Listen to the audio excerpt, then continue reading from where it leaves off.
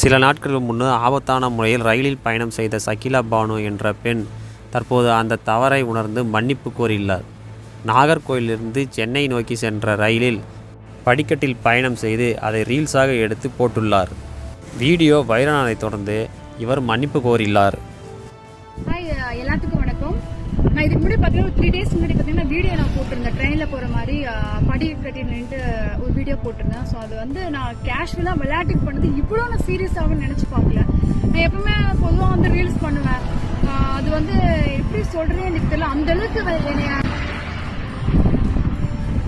ரொம்ப பேர் வந்து இதாகிடுச்சு. எனக்கு அவன் ஃபேஸ் வந்து வெளியே தலை காட்டணும்னு சொல்லலாம். நியூஸ் பேப்பரில் வந்துருச்சு, அப்புறம் செய்தியில் எல்லா இடத்துலையும் வந்து ஹெட்லைனாக எனக்கு தான் இருக்குது. கேரளா, சென்னை எல்லா ஊர்லேயுமே என்னோட ரீல்ஸ் போட்டு இந்த மாதிரி பொண்ணு இப்படி பண்ணிகிட்ருக்கேன் அப்படின்னு. ஸோ தயவு செஞ்சு இதை எனக்கு பார்க்கும்போது எனக்கு ரொம்ப கஷ்டமாயிட்டேன். எனக்கு எல்லாரும் கேட்கும்போது கேள்விக்கு மேலே கேள்வி கேட்குறாங்க. தப்பு தான், எனக்கு அது தெரியல. ஸோ அது விளையாட்டுத்தனமாக பண்ணிட்டேன். இவ்வளோ ப்ராப்ளம் வந்ததுக்கப்புறம் நான் அதுக்கப்புறம் வீடியோ நான் டெலிட் பண்ணிட்டேன். ஸோ வந்து எனக்கு அந்த ஒரு நியூஸ்லேயே பார்க்கும்போது எனக்கு ரொம்ப இப்படி ஆயிடுச்சு. என்னால் எல்லாரும் கேட்டு போவாங்க, அந்த மாதிரி இந்த மாதிரிலாம் சொல்கிறாங்க.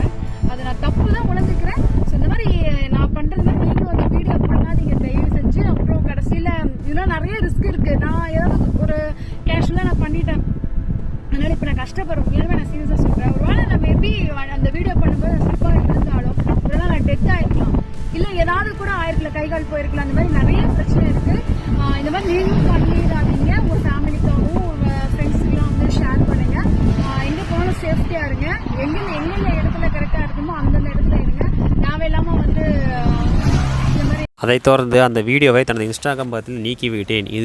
இந்த மாதிரி தவறை நான் செய்யவே மாட்டேன். நீங்களும் தயவுசெய்து செய்ய வேண்டாம் என்று மனமாற கேட்டுள்ளார்.